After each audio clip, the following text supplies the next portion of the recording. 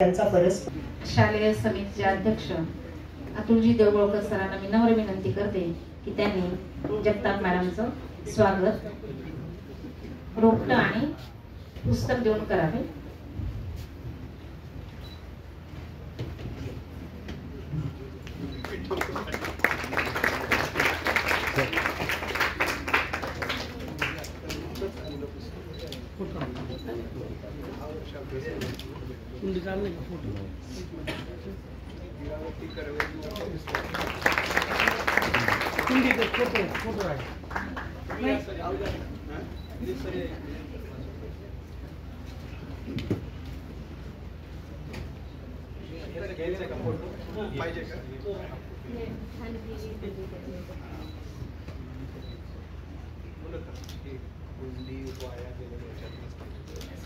टाकाऊ पासून टिकाऊ असं विद्यार्थी ती कुंडी तयार करतात.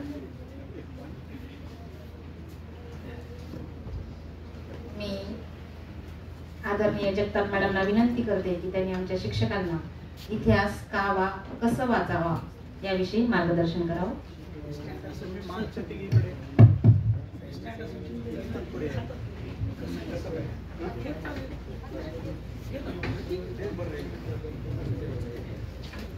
थोडस आधी लुडबुड करतो मी. काय होतं, आपल्याला फक्त नाव माहिती असतं, बाकी काही माहिती असत नाही. म्हणून माझ्या मावशी त्यांना आम्ही जीजी म्हणतो. आमच्या समोरचंच घर आहे, आमच्या घरातल्या सगळ्यात ज्येष्ठ आहेत. हे आत्मीय सहसा असं कधीच बोलत नाही, पण मला त्यांना सुमतीताई म्हणून हाक मारता येत नाही, बाई म्हणून हाक मारता येत नाही, म्हणून मी नेहमी जे म्हणतो तेच आता इथं म्हणतोय. तर गोदावरी शाळेमध्ये त्या शिकवायच्या इतिहास, इंग्रजी, हिंदी. त्या संस्कृतच्या पंडित आहेत. त्यांच्या घरी संस्कृत बोललं जायचं.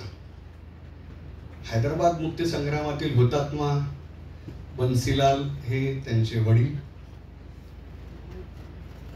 ही जी काही त्यांची परंपरा आहे त्यांनी ती पुढे कशी चालू ठेवली बघा. लातूर मधल्या अनेक पिढ्या वक्तृत्व स्पर्धेत बोलायला शिकायला लागले ते त्यांच्यामुळे. त्यापैकी एक आता तुमच्याशी बोलतोय. जगताप काका आणि जीजी यांनी मिळून अनेक पिढ्या वक्तृत्व स्पर्धेतल्या लातूरात तयार केलेल्या आहेत. जगताप काका आर्य समाजमध्ये किल्ले, म्हणजे असा मोठा किल्ला, छोटा वगैरे नाही ना, सगळ्या किल्ल्यांच्या प्रतिकृती तयार करायचे आणि अख्खं लातूर आर्य समाजमध्ये किल्ले बघायला जात होतं. शाळेच्या ट्रिप्स नेणे, मुलींचा नाच बसवणे, गाणी बसवणे, ही सगळी कामं शाळेत करून त्यांनी 1975-76 इतिहासात MA केलेलं आहे. नोकरी करत करत ना, एक्सटर्नल या अर्थानं माहिती मला. त्यानंतर हे सगळं चालू शिक्षक म्हणून चालू असताना समाज शिक्षक म्हणून बाहेरच्या सगळ्या गोष्टींकडे जागरूकपणे लक्ष देऊन जेव्हा लातूरची एक मुलगी हुंड्यासाठी मारून टाकली जाते तेव्हा त्यांनी 1985 साली नारी प्रबोधन मंचची स्थापना केली. आणि तेव्हापासून लातूर, उस्मानाबाद जिल्ह्यात कुठेही स्त्रियांवर अन्याय झाला, आत्ता अगदी अंबाजोगाईमध्ये झाला, तर त्यांना बोलवलंच जातं तिथे.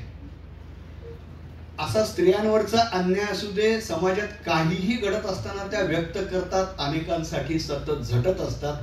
अशा समाज शिक्षिका सुमतीताई जगताप आपल्याशी संवाद साधण्यासाठी का आल्या? कारण त्यांनी शिकवलं तर इतिहास आहे, पण तो इतिहास अनेक पद्धतीचा असतो आणि आपल्याला वाटतो तोच केवळ इतिहास नाही, तर इतिहास अर्थशास्त्राचा असतो. म्हणजे आता 3 वर्षापूर्वी उषा पटनाईक नावाच्या अर्थशास्त्रज्ञ बाईंनी असं मोजून दाखवलं, मापून, की ब्रिटिश 1865 साली भारतात आले आणि 1938ला गेले. तेवढ्या काळात त्यांनी पाऊंडामध्ये सांगायचं तर 10 ट्रिलियन पाऊंड्स इतकी लूट केली. म्हणजे 10 गुणिले 10 वर 12 शून्य हे पाऊंडात आहेत, ते रुपयात काय बघा. असा इतिहास बघितला जातो. अजून एक इतिहास आहे, मुद्दाम दाखवण्यासाठी पुस्तकं. 7 नद्या आपल्या देशात आहेत, त्यांच्या भोवती इतिहास कसा घडला गेला. आणि हे नुकतंच आलेलं नवीन पुस्तक आहे रोमिला थापर, आपल्या देशातल्या सगळ्यात मोठ्या इतिहासकार, द पास्ट ॲज प्रेझेंट. इतिहास का वाचायचा? इतिहास म्हणजे काय? फक्त घटना? त्याच्याकडे कसं बघायचं? त्यातून काय अर्थ घ्यायचा? कोणत्या घटनावर विश्वास ठेवायचा? कोणत्या घटना अतिरंजित आहेत याचा माझा तार्किक तरतम भाव नेमका कसा असतो, कसा असला पाहिजे? आता मी शेवटी फक्त एकच वाक्य सांगेन, त्या शिकवायच्या तेव्हा इतिहास शिकवायच्या, क्रमिक पुस्तक नाही. आपण म्हणतो मी मराठी शिकवतोय म्हणजे फक्त क्रमिक पुस्तक नाही, तो विषय आहे. तर अशा शिक्षिका या इतिहासाकडे नेमकं कसं बघतात? अगदी पार मोगल आले, ब्रिटिश आले, आपण स्वतंत्र झालो आणि आता इथपर्यंत आलोय. तर या सगळ्या इतिहासाकडे त्या कशा बघतात याबद्दल मी आता त्यांना सांगणार आहे की त्यांनी बोलावं. तुम्हाला काही प्रश्न असतील तर आधीमध्ये तुम्ही विचारू शकता. सुमतीताईंबद्दल सरांनी वक्तृत्व स्पर्धा त्यांनी सुरुवात केली असा एक मध्ये संदर्भ दिला. सहज मला एक सर्टिफिकेट पाहण्यात आलेलं आठवलं. सर्टिफिकेटवरचा असा आहे बघा वरती, सॉरी, श्रीमती गोदावरी देवी लाहोटी कन्या विद्यालय, आंतरशालेय वक्तृत्व स्पर्धा, प्रथम क्रमांक, 1976 साल, चिरंजीव अतुल देऊळगावकर, असं त्या सर्टिफिकेटवर होतं. ते मला आठवलं म्हणजे सांगा. आजचा विषय मुख्य सुमतीताईंसाठी त्यांनी घेतलेला आहे, इतिहास का आणि कसा वाचावा. सगळ्यांना हे सांगणं ऐकणं याच्या पाठीमागचा उद्देश सगळ्यांनी इतिहास वाचावा हा तर आहेच, पण जेव्हा तुम्हाला इतिहास का आणि कसा वाचावा हे पूर्ण कळेल तेव्हा शिक्षक म्हणून इतिहास का आणि कसा शिकवावा हे निश्चित कळणार आहे. यासाठी आपल्यासाठी कार्यक्रमाचं आयोजन केले. अधिक वेळ घेत नाही, सुमतीताई.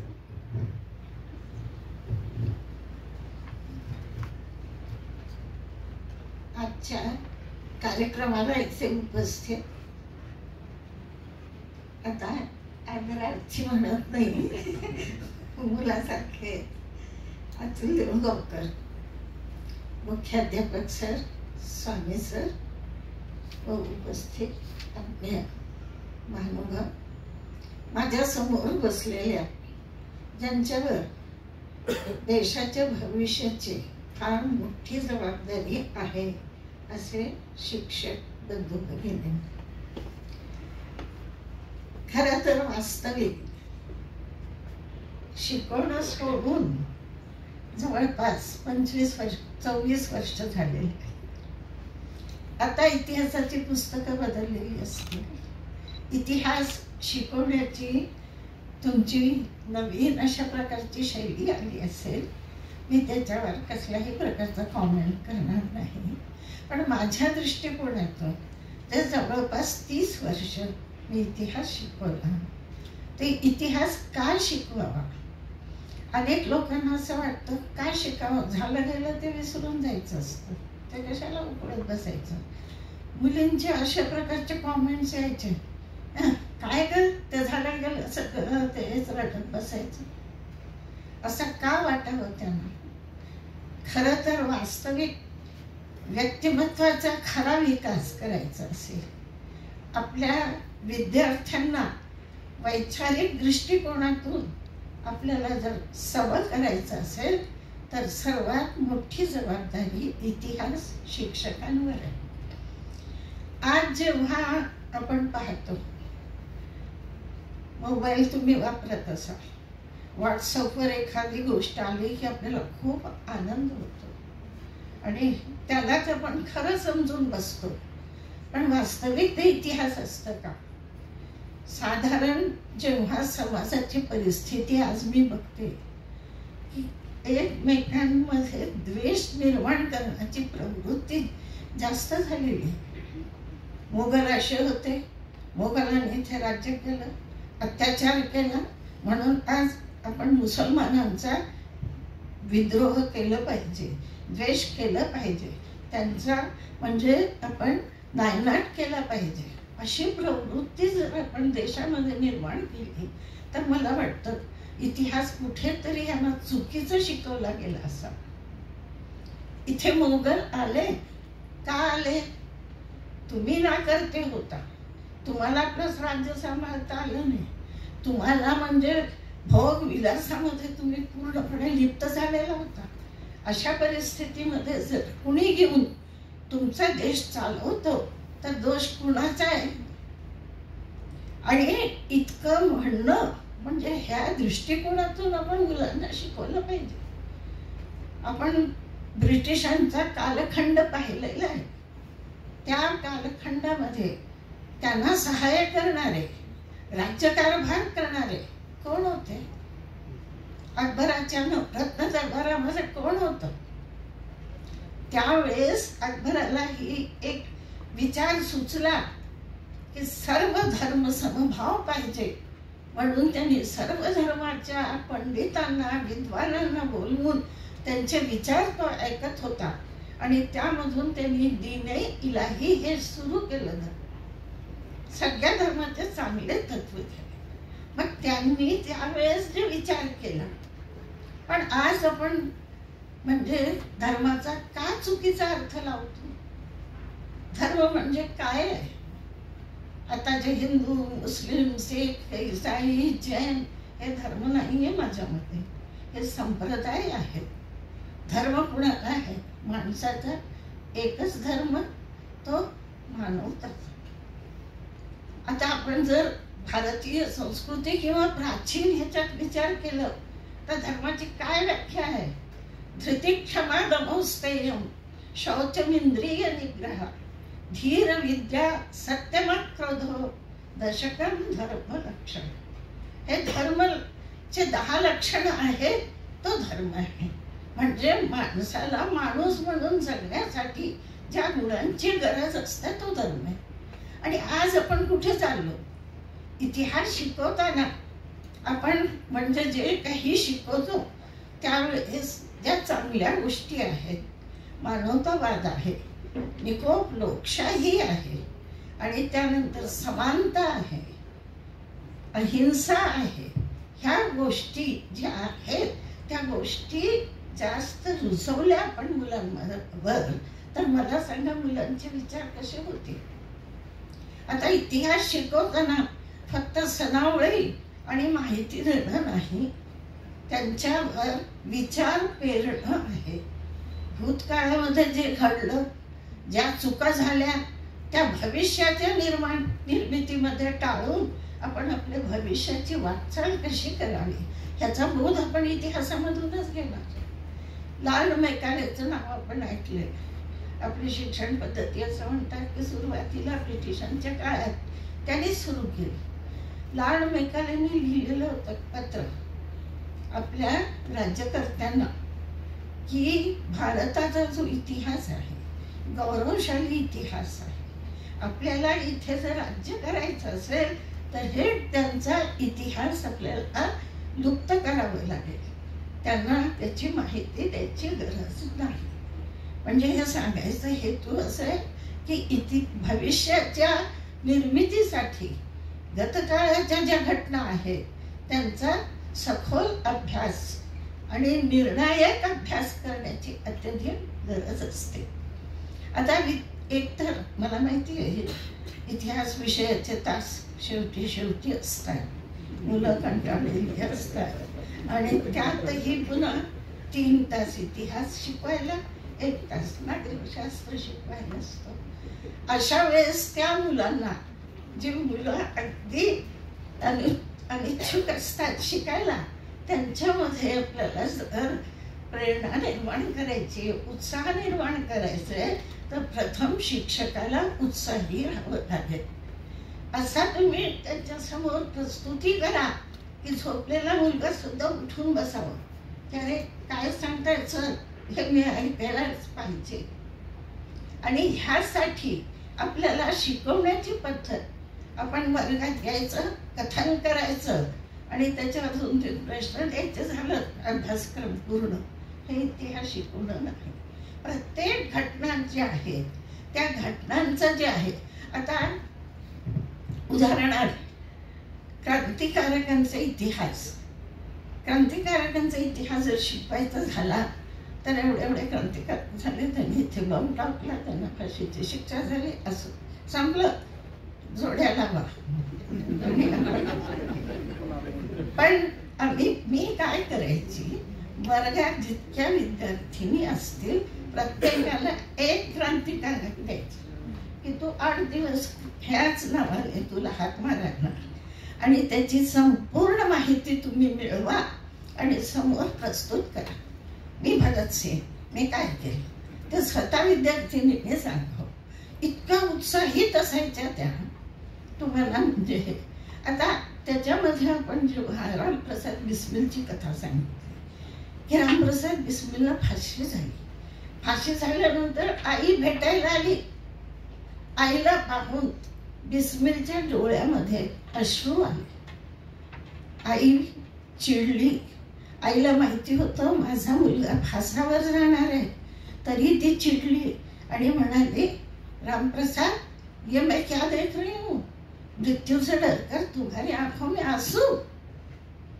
बिस्मिल म्हणाले, नाही आई, तुझा मुलगा मृत्यूला घाबरेल का? मी माझ्या डोळ्यात अश्रू ह्यासाठी आले की पुढच्या जन्मी मला तुझ्यासारखी आई मिळणार नाही. आता ह्या घटनेने आईचे आणि मुलाचे कसे संबंध असतात, काय कर्तव्य आहे तिथे, हे सर्व जर आपण रंगवून सांगितलं, अभ्यासक्रमात नसतं, पाठ्यपुस्तकात नसतं, पण एखादा टॉपिक शिकवताना शिक्षकांनी हे विचार केला पाहिजे की ह्या बाबतीत जास्तीत जास्त माहिती मिळवे. कोणताही विषय असो, इतिहास असेल तर संदर्भ ग्रंथ मी आणेन, त्या संदर्भ ग्रंथामध्ये माझ्या मुलांना काय देता येईल ते मी त्यांच्यासमोर प्रस्तुत करेन. अशा प्रकारची जिद्द पाहिजे. विषय ज्ञानाशी कसल्याही प्रकारची तडजोड नाही. आपण जो विषय शिकवतो त्या विषयामध्ये आपण पूर्णपणे प्रावीण्य मिळवण्याच्या दृष्टिकोनातून जे आहे महत्त्व केलं पाहिजे. आता जे इतिहास फक्त भारताचाच नव्हे, आंतरराष्ट्रीय इतिहास, आंतरराष्ट्रीय घडामोडी जे होतात त्याचा आपल्या देशावरही परिणाम होतो. रशियन राज्यक्रांती झाली. रशियामध्ये जे आहे दारिद्र्य होतं आणि कम्युनिस्ट विचारसरणी पुढे आली. त्याचा परिणाम भारतात झाला आणि त्या काळचे अनेक तरुण कम्युनिस्ट विचारांचे झाले. म्हणजे तिथे जे औद्योगिक क्रांती असो, फ्रेंच राज्य क्रांती असो, त्याचे पडसाद भारतातही पडले. अनेक विद्वानांनी असं म्हटलेलं होतं, इंग्रजांचे आभार मानले आणि आम्ही लगेच म्हणतो हे ते देशद्रोही होते, त्यांनी इंग्रजांचे आभार मानले.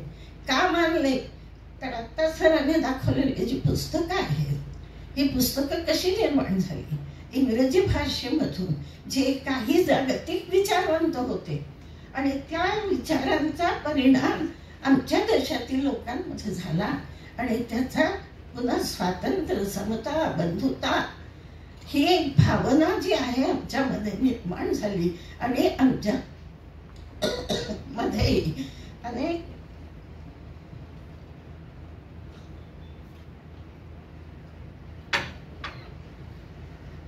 अनेक विचारवंत निर्माण झाले आणि त्यांनी असं विचार केला की जोपर्यंत आपण समाज परिवर्तन करणार नाही, समाज बदलणार नाही, ज्या काही निरर्थक चालीरीती, रूढी, परंपरा आहेत त्याच्यामध्ये पूर्ण समाज त्रस्त झालेला आहे, तो दूर होणार नाही तोपर्यंत स्वातंत्र्य आपल्याला मिळू शकणार नाही. अभ्यासात आहे सामाजिक चळवळ. ती सामाजिक चळवळ आणि ते सामाजिक विचारवंत शिकवल्यानंतर जर माझा विद्यार्थी जातीयता मानत असेल, धार्मिक भेदाभेद करत असेल, तर माझं शिकवण्याचं काय अर्थ आहे, काय फलश्रुती आहे? तर हे आपण विचार करूनच जे आहे प्रत्येक घटना जे काही शिकवणार आहात ते विद्यार्थ्यांच्या समोर ठेवायला पाहिजे.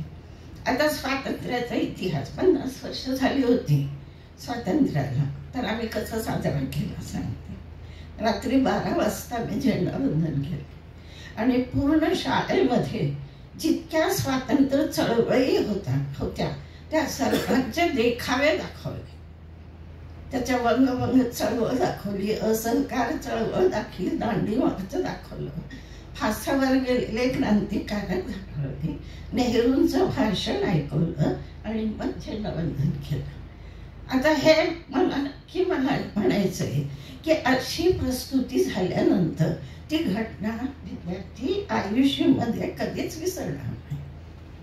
तर जिवंत इतिहास जो आहे, जे गतकाळाचा असेल तर आपण त्याला जिवंत करून विद्यार्थ्यांच्या समोर मांडायला पाहिजे. आणि जे काही आज आपण पाहतो, ज्या काही घटना इतिहासाच्या झालेल्या प्रेरणादायी आहेत. काही ठिकाणी आपण बघतो की भारतीयांची चूकही झालेली आहे. आता ह्या 25 वर्षानंतर कुठल्या इतिहासमध्ये तुमचे बदल झालेले आहे मला माहिती नाही, पण सर्व दृष्टिकोनातून कलेचा इतिहास, चित्रकलेचा इतिहास, संगीताचा इतिहास, सर्वांचा इतिहास आपण म्हणजे पूर्णपणे मला असं वाटतं अभ्यासक्रमात थोडं असेल पण ते विद्यार्थ्यांच्या समोर ठेवावं.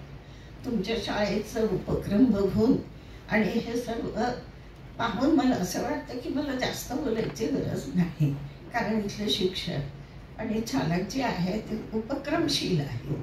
तरी माझा जो अनुभव होता तो अनुभव मी तुमच्यासमोर हे केलेलं आहे. याबद्दल जर तुम्हाला अजून काही प्रश्न विचारायचे असतील तर आपण विचारू शकता. धन्यवाद.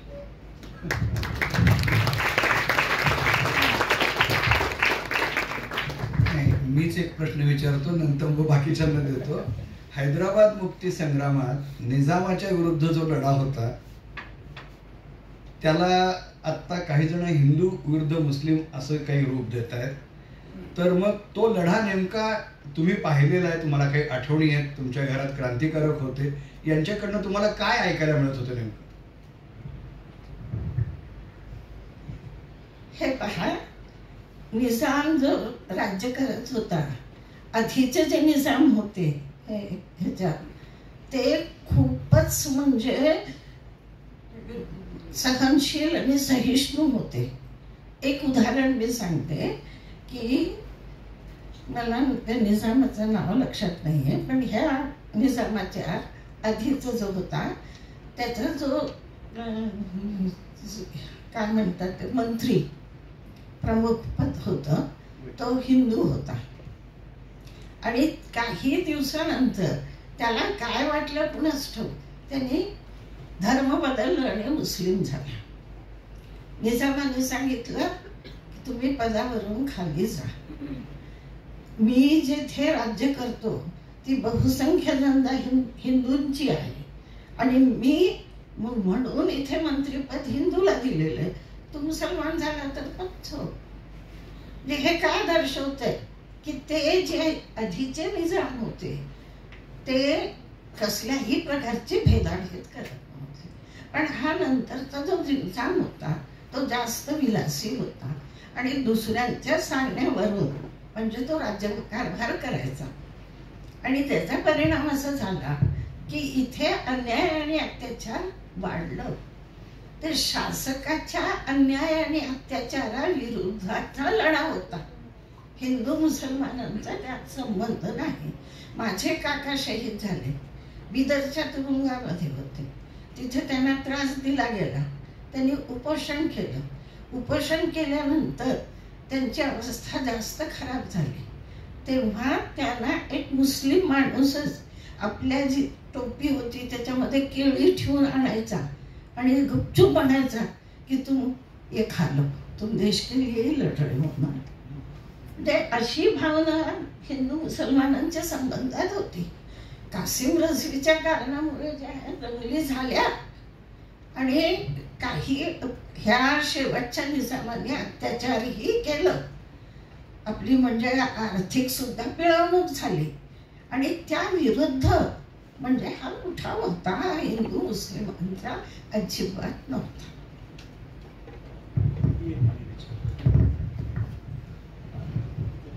इतिहासाबाबत खरं तर असं घडू लागले की 5-25 वर्षापूर्वी जो इतिहास अभ्यासला, एखाद्या ऐतिहासिक प्रसंगाबाबत काही इतिहासकारांनी एक मत मांडलेलं आहे. काही इतिहासकारांनी तोच प्रसंग वेगळ्या पद्धतीनं पण मांडलेला आहे. अलीकडच्या काळामध्ये पूर्वीच्या पाठ्यपुस्तकात जो इतिहास होता त्याच्यापेक्षा काही वेगळी मतं मांडली जाऊ लागलेली आहेत. शिक्षक म्हणूनही त्याची काही मतं असतात. काही वेळा असा प्रसंग शिक्षकालाच घडतो की पाठ्यपुस्तकामधला जो इतिहास त्याला ज्या पद्धतीनं शिकवण्यासाठी सांगितलेला आहे ते त्याला पटलेलं नसतं त्या शिक्षकाला. पण आहे तो इतिहास शिकवणं त्याची जबाबदारी आहे. तर या द्वंद्वातून शिक्षकांनी कसा मार्ग काढा? आपण मुलांसमोर स्पष्ट सांगावं, इथे तुमच्या इतिहासक्रमामध्ये जे आहे त्याच्याशी मी सहमत नाही. आमच्या दृष्टिकोनातून हे असं पाहिजे, पण इथे असं आहे परीक्षेपुरतं लिहा, पण विचार करा ह्याच्यावर. त्यांना विचार करण्यासाठी प्रवृत्त करा की दोन घटना आहेत, त्याच्यामध्ये कोणतं योग्य आहे कोणती अयोग्य आहे तुम्ही सांगा. आणि बरोबर विद्यार्थी उत्तरं देतात. अनुभव आहे. मार्क्ससाठी मात्र पुस्तकात हो, मार्क्ससाठी. कारण आता म्हणून सांगा मार्क्ससाठी तेच लिहा, पण ते खरं नाहीये. मुलांना काही विचारायचंय का? आणि मुला मुलींना काही विचारायचं असेल तर विचारावं. मुलांचा प्रश्न मी विचारतोय. तुम्ही विचारत नसाल. मुलांच्या घरी सध्या वातावरण असं झालेलं आहे, शिक्षणाबाबत अवतीभोवती असं बोललं जाते, तुझं भविष्य सुरक्षित करायचं असेल, सोप्या भाषेत तुला जर मोठं व्हायचं असेल तर तू गणित विज्ञानचा चांगला अभ्यास कर, तू डॉक्टर बनायला पाहिजे, इंजिनियर बनायला पाहिजे, आणखी इतिहास भूगोल शिकून तुझं पुढे काय तुला मिळणार आहे, तिकडं थोडा कमी वेळ दे आणि विज्ञान गणिताचा अभ्यास अधिक कर, असं त्यांना सतत बिंबवलं चाललंय. त्याबाबत आपण काय सांगाल? आपण सांगितलेलं सर हे कटू सत्य आहे. पण काय झालेलं हे इंजिनियर होतात, डॉक्टर होतात, पण ह्यांना आपला इतिहास माहिती नसतं म्हणून कुणीही काही सांगितलं की त्याच्यावर विश्वास टाकतो.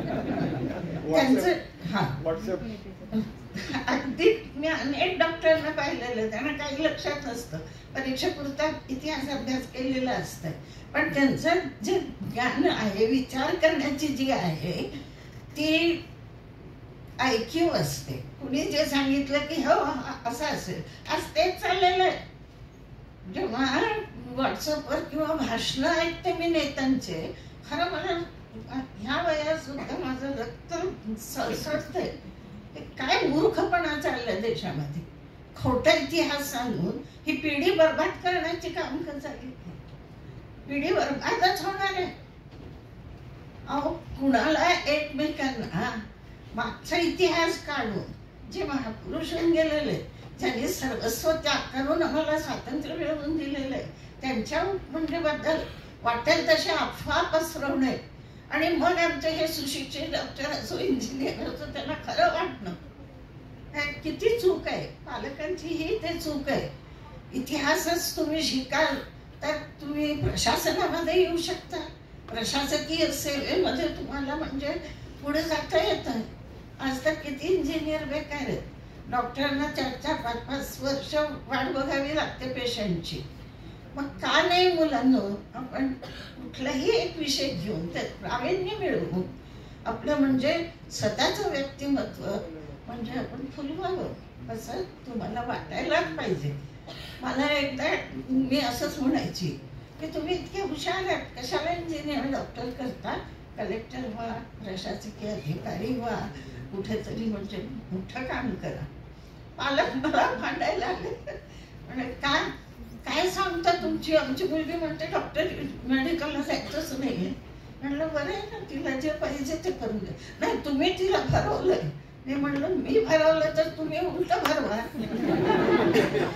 तुमचं ती ऐकेल ना, तुमची कसोटी लागत आहे तिथे. खरंच चूक आहे पालकांची, चुकीची. आणि प्रत्येकाला असं बघत नाहीत आपल्या मुलाचे विचार कसे आहेत, तर कोणत्या दिशेने चालले, किती टक्के मिळाले त्यांचं टक्केवारीसाठीच म्हणजे ते आहेत. म्हणून आपण कधी कधी विद्यार्थ्यांना मी म्हणते परीक्षार्थी नको, कारण आपलं उद्दिष्ट परीक्षा पास होणं आहे. ज्ञान प्राप्त करणं, नॉलेज प्राप्त करणं आणि त्यामधून एक वैचारिक दिशा आपण ठरवणं हे जास्त महत्वाचं आहे डॉक्टर इंजिनियर पेक्षा. विद्यार्थ्यांचा अवधान इतिहासाच्या तासिकेला जास्त वेळ टिकावं यासाठी आम्ही काय करतो?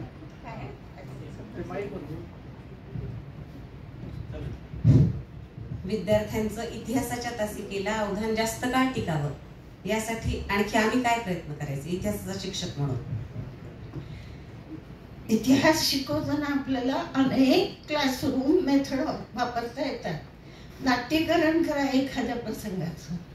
ही गोष्टी विद्यार्थ्यांना खूप आवडतात आणि त्याच्यामुळे त्यांना आणि अवघड इतिहास किंवा आंतरराष्ट्रीय इतिहास असेल ना तर विद्यार्थिनींना नावं द्यायची की ते लक्षात राहत नाही. नावं आम्हाला ती म्हणतात विद्यार्थी, तर 8 दिवस त्याच नावाने सगळ्या मैत्रिणींनी हात मारायचे. म्हणजे ते त्यांना रूढ होतं आणि त्यांना मजाही वाटते की आज आपलं लहान मुलांना तर खूपच आनंद होतो. आता तुझे झाले नाट्यीकरण करता येतं.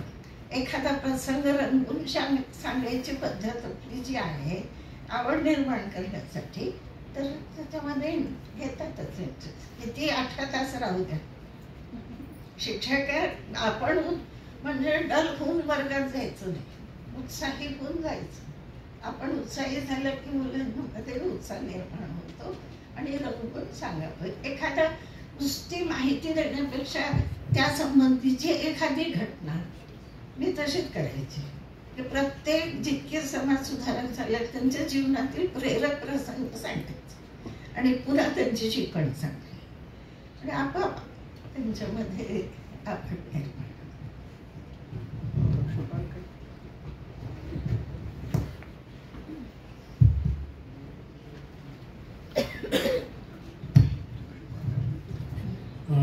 इतिहास विषय शिकवत असताना आम्हाला मिळणारा जो वेळ असतो आणि जो अभ्यासक्रम असतो, अवांतर माहिती भरपूर सांगायची असते. मग ती अवांतर माहिती सांगणं आणि अभ्यासक्रम पूर्ण करणं याच्यामध्ये बरीचशी तारांबळ कसरत आम्हाला करावी लागते, होत असते तारांबळ. पण त्यातून समतोल कसा साधायचा किंवा मार्ग कसा काढायचा?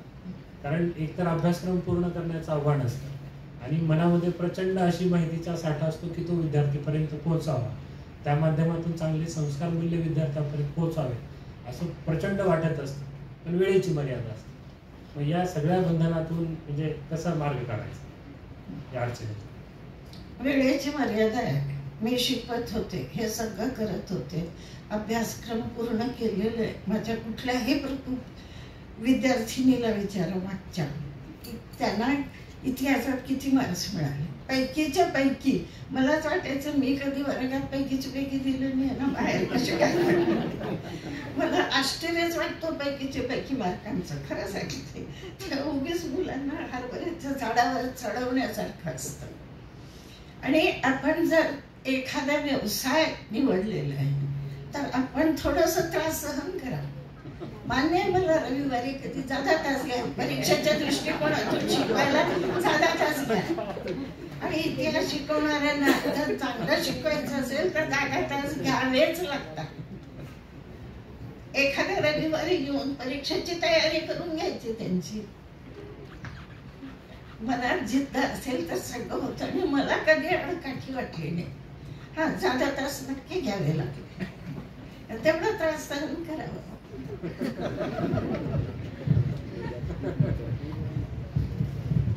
मुलांना प्रश्न नाहीत काही?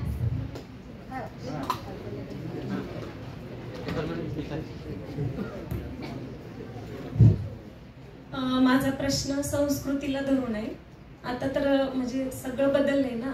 आता जसं उलट जसं जेवढं स्टँडर्ड राहू तेवढं आपण खूप चांगले आहोत किंवा खूप भारी आहोत असा एक समज आहे सगळ्या मुलींमध्ये असो किंवा कोणीही असो. आता ह्याच्याबद्दल म्हणजे कपडे छोटे घातले तर फार आम्ही स्टँडर्ड राहतोय असं या पद्धतीने. मग आता इतिहासाला धरून माझा प्रश्न संस्कृतीचा आहे की आताही मुलींना आम्ही सांगतो की अरे आपण हातात किमान एकतरी बांगडी घालायला पाहिजे किंवा आपण शाळेत आहोत तर ते संस्कार आपल्यावरती पाहिजेत. कपडे घालतोय तर आपण शाळेत येतो तर कपडे किमान स्लीव्ज जरी पूर्ण असतील असे तरी घालायला पाहिजेत.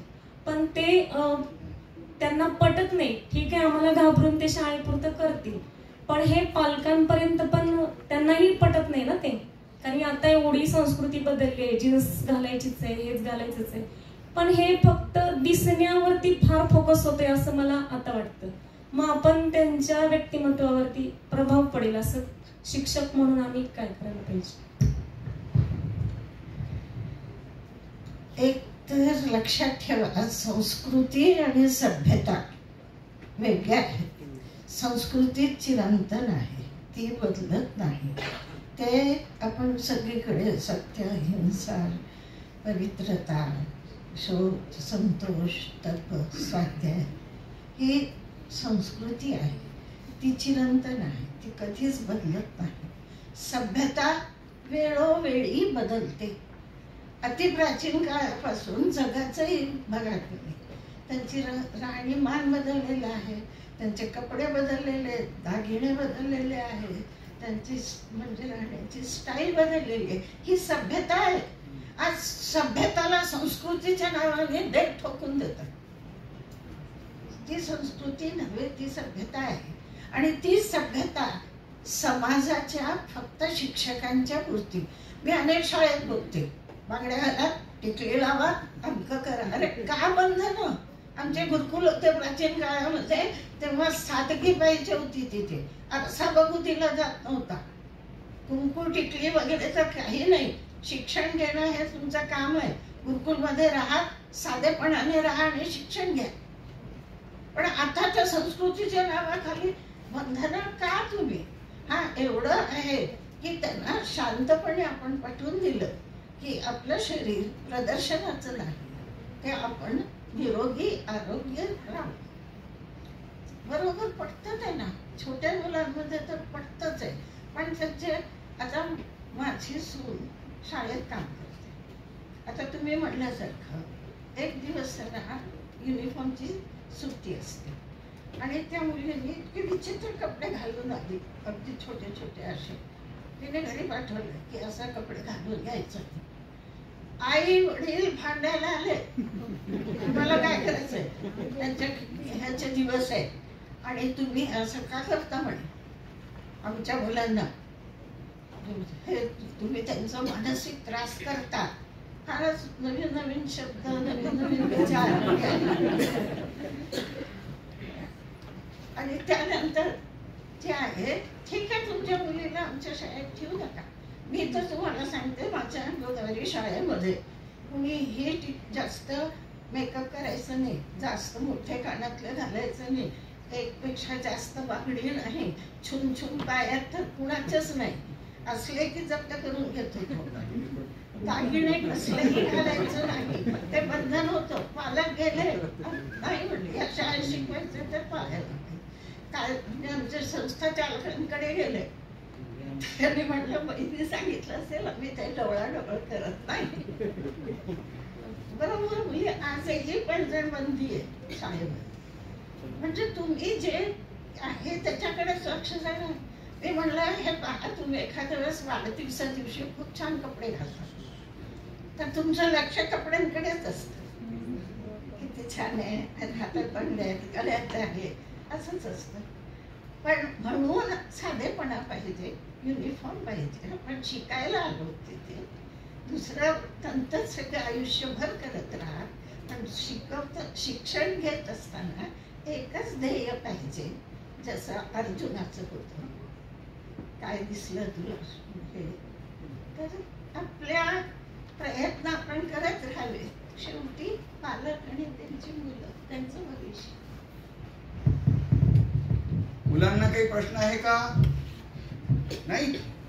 नक्की नाही ना? प्रश्न नाही? मी सांगतो तुमचा प्रश्न. आणि तुम्ही तुमच्या पालकांकडनं कुठनं ते व्हॉट्सअपवर नेहरूंनी देशाचा फार घात केला असं म्हटलं जाते.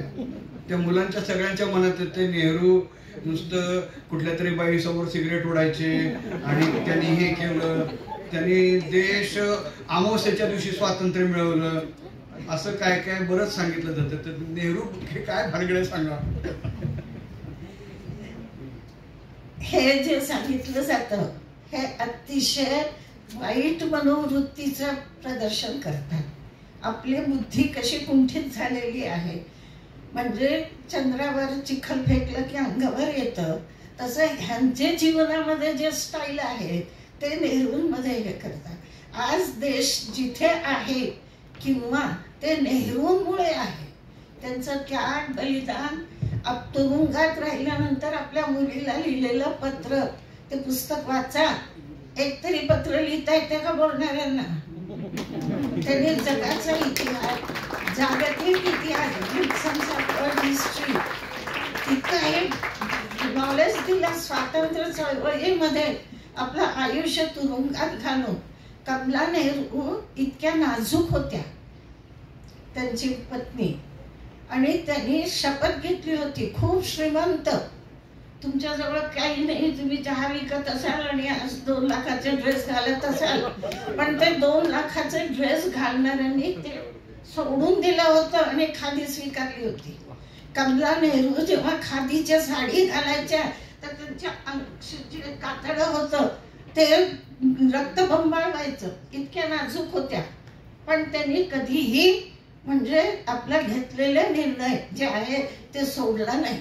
इतकं बलिदान, इतकं त्याग केलेल्या माणसाला म्हणजे फक्त द्वेषबुद्धीने म्हणजे त्यांचं हे करणं. काय होतं आपल्या देशात? एक सुई तयार होत नव्हती, कर्ज होतं पूर्ण, देश कंगाल होता, आणि जे काही आज मिळालेलं आहे त्याचा पाया कुणी घातला?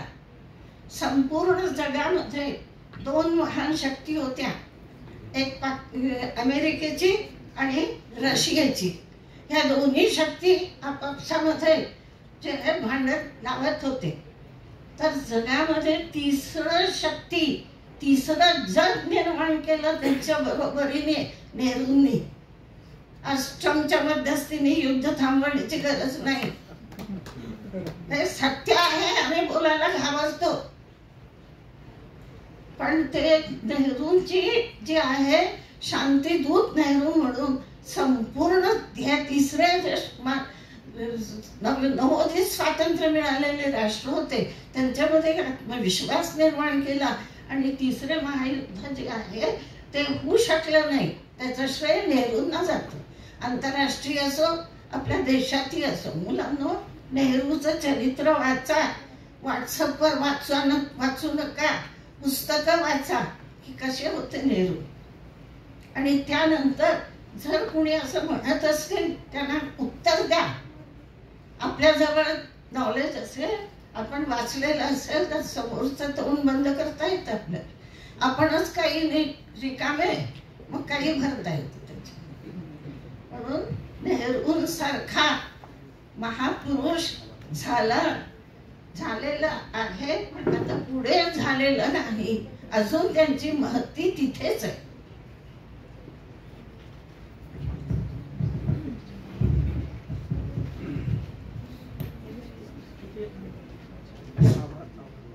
आजच्या आपल्या या संवाद बैठकीचा व्याख्यानाचा विषय इतिहास का व कसा वाचावा असा होता. आणि या अंतर्गत मॅडमनी जे या ठिकाणी आपल्याला मार्गदर्शन केलं, मी तर म्हणेन इतिहास का व कसा वाचावा, त्यासोबतच इतिहास का व कसा शोधावा, इतिहास का व कसा मांडावा, आणि इतिहास का कसा जपावा, इतिहास का कसा राखावा, आणि इतिहास का कसा वाढवावा, या संदर्भात अतिशय उत्तम असं मार्गदर्शन मॅडमनी आपल्या समोर केलेलं आहे. या ठिकाणी आजच्या संवाद बैठकीला माननीय सुमतीताई जगताप मॅडम, श्रीमती सुमतीताई जगताप मॅडम उपस्थित राहिल्या, त्याबद्दल विद्यालयाच्या वतीने मी मॅडमचे आभार मानते. त्यासोबत वेळात वेळ काढून या ठिकाणी माननीय श्री अतुलजी देऊळगावकर सर उपस्थित राहिले, माननीय श्री रमाकांतजी स्वामी सर, माननीय Shri Agarwal sir, doctor Jagtap sir या ठिकाणी उपस्थित राहिले. त्याबद्दल विद्यालयाच्या वतीने मी खूप खूप आभार मानते आणि संयोजकांच्या वतीने हा कार्यक्रम इथे संपला असं जाहीर करते.